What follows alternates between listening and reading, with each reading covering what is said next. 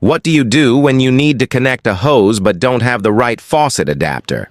Most people would head to the store. However, this clever DIY solution uses a plastic bottle and electrical tape to create a simple temporary connection. The idea is quick, inexpensive, and surprisingly effective. The final result caught people's attention because it transforms common household items into a practical solution.